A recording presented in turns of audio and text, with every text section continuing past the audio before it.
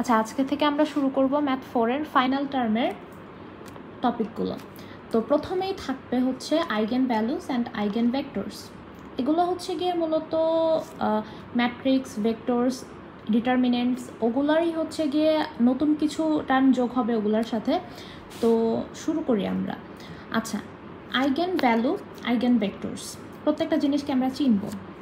এখানে দেখেন, এখানে লেখা হয়েছে AV is equals two lambda V. এখানে ভি তো ভেক্টরকেই ডিনোট করতেছে, এটা তো শিওর।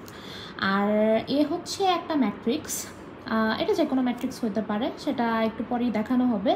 আর এই যে ল্যামডা, এই ল্যামডা কি? এই ল্যামডা হচ্ছে গিয়ে আইগেন ভ্যালু। এই যে এখানে যে আমরা টপিকটা নিয়ে আলোচনা করতেছি, যে দুইটা টপিক নিয়ে, সেখানে একটা হচ্ছে আইগেন ভ্যালু, এই ল্যামডা হচ্ছে গিয়ে সেই আইগেন ভ্যালু। আচ্ছা, এর পরের স্টেপে আমরা কি করব, আমরা কিভাবে হচ্ছে ম্যাথটাকে আগায় নিব, সেটা জানতে হলে আমাদেরকে বের করতে হবে হচ্ছে determinant of A minus lambda I, তাই তো? এটা বের করতে হবে। আর এটা সমান সমান হবে হচ্ছে 0। হ্যাঁ, এটা সমান সমান 0 0 লিখতে হবে। অর্থাৎ আপনি এই যে এ মাইনাস ল্যামডা আই, সেটার সেই যে ম্যাট্রিক্সটা পাবেন, সেইটার যখন আপনি ডিটারমিনেন্ট বের করবেন, সেটা ইজ ইকুয়ালস টু 0। এটা দিয়ে হচ্ছে গিয়ে আপনি এই ইকুয়েশনটা যখন সাজাবেন, সেটার মাধ্যমে আপনি এই আইগেন ভ্যালু বা ল্যামডার ভ্যালু বের করতে পারবেন। আচ্ছা, এখন আমরা এই ম্যাথটা একটু দেখব। আশা করা যায় এরপর আইগেন ভ্যালুস অ্যান্ড আইগেন ভেক্টরসের কনসেপ্টটা অনেকেরই ক্লিয়ার হয়ে যাবে, অনেকটা। আচ্ছা, এখন এখানে দেওয়া আছে এ ম্যাট্রিক্স 308-1 আর আই ম্যাট্রিক্স মানে হচ্ছে আইডেন্টিটি ম্যাট্রিক্স, এটা তো আমরা সবাই জানি, তো লিখলাম এটা। আচ্ছা, এখন আমরা আরেকটা ইকুয়েশন দেখেছিলাম কিছুক্ষণ আগে, এটা আবার এখানে লেখা হয়েছে determinant of A minus lambda I is equals two 0। এটা কি? এটা হচ্ছে ক্যারেক্টারিস্টিক্স ইকুয়েশন। এখন আমি যে এটা ডিটারমিনেন্ট বের করব, সেটার জন্য তো আগে আমাকে এ মাইনাস ল্যামডা আই এর ভ্যালুটা বের করতে হবে। তো আমি সেটাই করেছি, A matrix minus lambda I. Lambda I হচ্ছে এই ল্যামডাটাই আই ম্যাট্রিক্সের সাথে গুণ ছিল, তো এইটা আমি সরাসরি ল্যামডাটাকে গুণ করে বসিয়ে দিয়েছি। এরপর বিয়োগ করলাম, যেভাবে বিয়োগ করে, বিয়োগ তো একদম শুরুর দিকের আলোচনা, কীভাবে বিয়োগ করে এটা বের করেছি সেটা নাই বললাম। তবে একটা জিনিস আপনারা দেখতে পারেন, এই যে এই ভ্যালুটা আর এই ভ্যালুটা কিন্তু সেমই আছে, শুধু এই কর্ণ বরাবর যেই ভ্যালুটা ছিল এখানে, এই কর্ণ বরাবর ভ্যালুগুলো থেকে কিন্তু ল্যামডা মাইনাস হয়ে গিয়েছে। আপনারা চাইলে যখন মানে আপনাদের পরীক্ষার হলে যদি তাড়াহুড়া থাকে, আপনারা জাস্ট হচ্ছে কর্ণ বরাবর যে ভ্যালুগুলো থাকবে সেখান থেকে ল্যামডা মাইনাস করে দিয়ে গেলে, মানে মাইনাস করলেই কিন্তু আপনারা এ মাইনাস ল্যামডা এর ভ্যালুটা পাবেন। আচ্ছা, এরপর আমরা যেটা করব, আমরা ডিটারমিনেন্ট বের করব।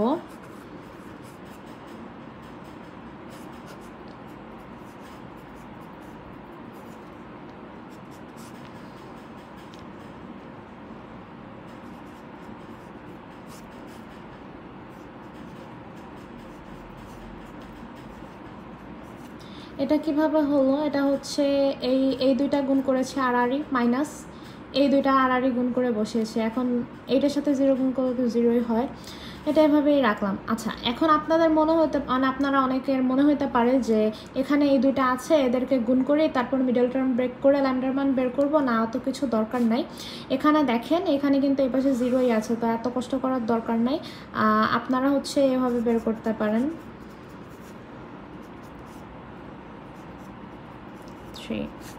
আরেকটা হচ্ছে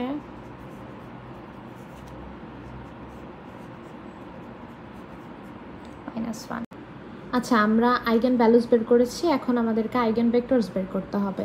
তো সেটা আমরা এই ইকুয়েশনটার মাধ্যমে লিখতে পারি, মানে আইগেন ভেক্টরস বের করতে পারি।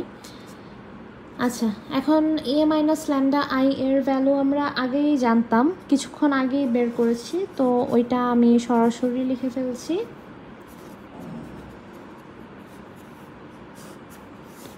এখন যেহেতু ও একটা ম্যাট্রিক্স, এই যে এটার মানে একটা ম্যাট্রিক্স, তো আমরা ভিটাকেও একটা ম্যাট্রিক্স আকারেই লিখতে হবে।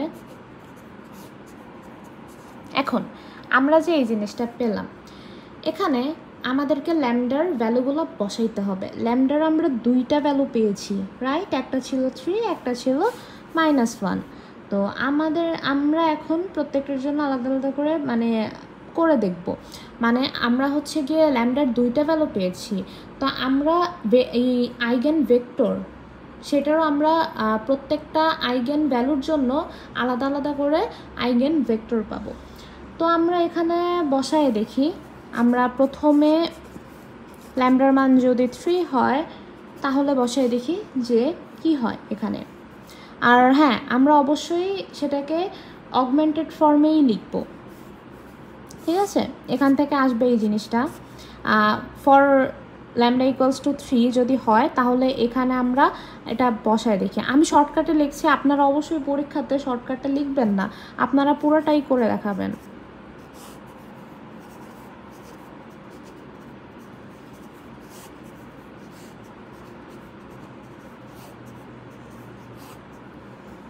ও আচ্ছা, এটাকেও তো ম্যাট্রিক্স আকারে লিখতে হবে, তখন লিখি নাই। আপনারা আমার মতো সিলি মিস্টেক একদম করবেন না, আপনারা এই যে আমি ঠিক করে দিয়েছি আপনারা এভাবে লিখবেন পরীক্ষার হলে।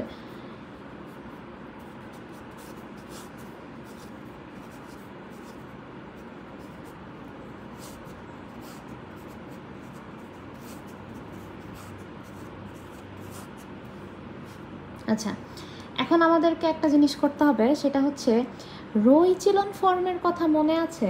সেটা করতে হবে, কিন্তু তার আগে ম্যাট্রিক্সটাকে আমাদেরকে অগমেন্টেড ফর্মে লিখে নিতে হবে। আচ্ছা,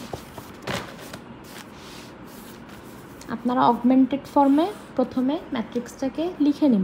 আচ্ছা, এই ম্যাথের ক্ষেত্রে ল্যামডার মান যখন আপনার 3, তখন হচ্ছে গিয়ে আপনি অগমেন্টেড ফর্মে লেখার পরে দেখবেন যে এই ম্যাথে রো ইচিলন ইউজ করার কোনো দরকার নাই। এখানে যেটা করবেন, আচ্ছা অগমেন্টেড ফর্মে সাজানোর পর আপনারা এই ম্যাট্রিক্সটাকে পেয়েছেন।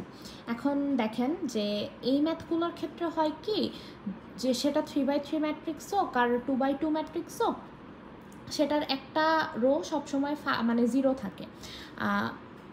এক্সেপশন থাকতে পারে, যে কোনো ম্যাথে হতে পারে যে 0 হয় নাই, কিন্তু ম্যাক্সিমাম ম্যাথের ক্ষেত্রে যেটা হয় নিচের একটা রো হচ্ছে গিয়ে সবসময় 0 থাকে। আচ্ছা, এখন একটা জিনিস করেন, এখানে আপনাদের রো ইচিলন করার কোনো দরকারই নাই, কারণ দেখেন এই রো পুরাটাই কিন্তু 0। তো আপনারা যেটা করতে পারেন, রো ইন্টারচেঞ্জ করতে পারেন। এই যে দেখেন আমি এখানে ইন্টারচেঞ্জ করে এই শেষের রোটাকে শুরুতে লিখেছি আর শুরুটাকে শেষে লিখেছি, আর এই পাশে সুন্দর মতো একটা সাইড নোট দিয়ে দিয়েছি যে R2 আর R1 এর মধ্যে ইন্টারচেঞ্জ হয়েছে। এখন আমি যেটা করব সেটা হচ্ছে, এই যে এটাতে এদেরকে তো আমি ভেক্টরের মাধ্যমে প্রকাশ করতে চাচ্ছি, রাইট? তো এখন আমি যেটা লিখব 8v1 মাইনাস, এই যে এটার আগে মাইনাসের সাথে minus 4v2 is equals two 0, এই যে 0।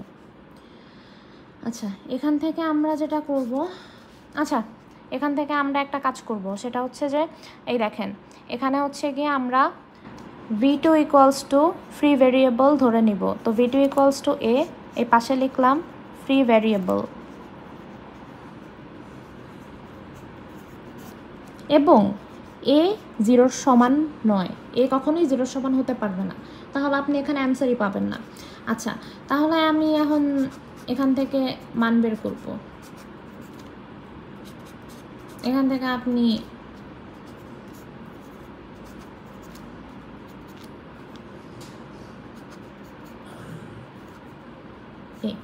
v2 এর মান তো a ধরছিলাম আমি, এটা বের করছেন।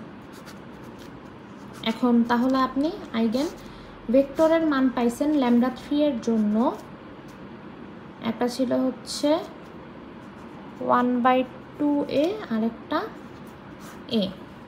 এই গেল আপনার ল্যামডার মান যদি 3 হয় তাহলে আইগেন ভেক্টরের মান। এখন আসেন, যদি ল্যামডার মান আমরা আরেকটা পেয়েছিলাম সেটা ছিল -1, তো সেটার জন্য বের করি।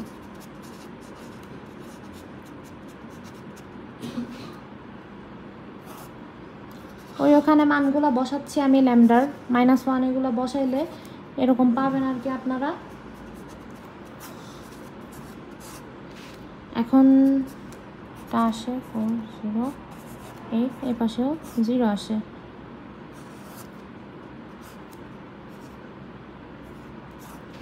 এখন এটাকে কি করতে পারেন, এটাকে যেটা করতে পারেন আপনারা সেটা হচ্ছে যে এই প্রথম যেই রোটা আছে সেটার সাথে আপনি 2 গুণ করতে পারেন।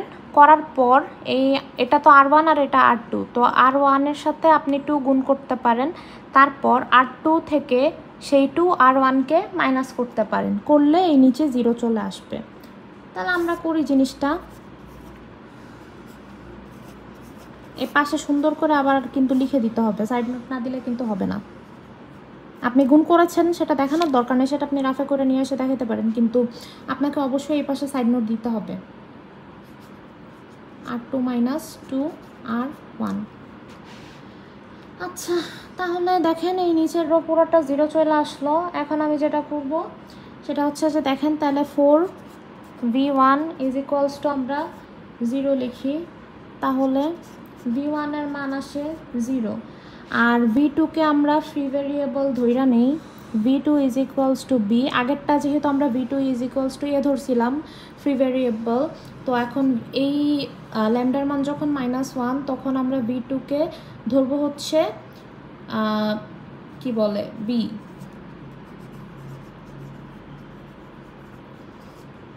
এবং bও 0-র সমান কখনোই হবে না। তো আমরা এটাকে সুন্দর করে ম্যাট্রিক্সের ফর্মে প্রকাশ করতে পারি। মান আসছে হচ্ছে 0 আর b। এটা গেল আপনাদের এই ম্যাথগুলো।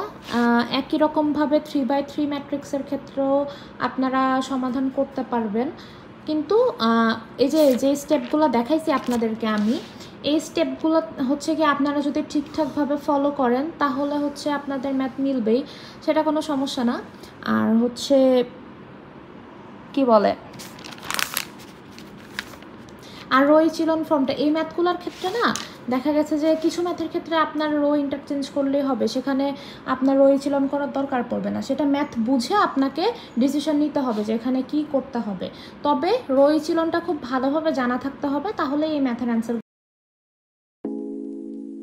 Thanks for watching. If you find it helpful, then hit the like button and share with your friends. Subscribe this channel. Stay with AIOB Solution.